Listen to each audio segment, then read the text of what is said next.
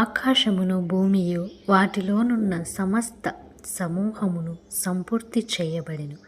దేవుడు తాను చేసిన పని 7వ దినములోగా పూర్తి చేసి, తాను చేసిన తన పని ఎంతటి నుండి 7వ దినమున విశ్రమించెను. కాబట్టి దేవుడు ఆ 7వ దినమును ఆశీర్వదించి పరిశుద్ధపరచెను.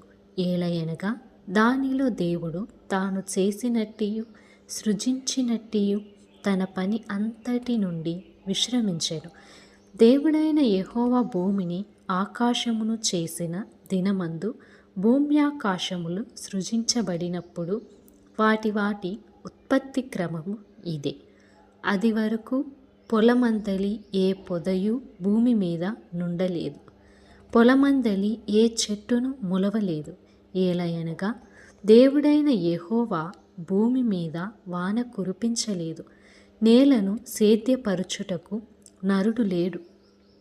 అయితే ఆవిరి భూమి నుండి లేచి నేల అంతటినీ తడిపెను. దేవుడైన యెహోవా నేల మట్టితో నరును నిర్మించి వాని నాసికారంధ్రములో జీవవాయువును ఊదగా నరుడు జీవాత్మ ఆయెను. దేవుడైన యెహోవా తూర్పున ఏదెనులో ఒక తోట వేసి తాను నిర్మించిన నరుని దానిలో ఉంచెను. మరియు దేవుడైన యెహోవా చూపునకు రమ్యమైనదియు ఆహారమునకు మంచిదైనదియు ప్రతి వృక్షమును ఆ తోట మధ్యను జీవ వృక్షమును మంచి చెడ్డల తెలివినిచ్చు వృక్షమును నేల నుండి మొలిపించెను.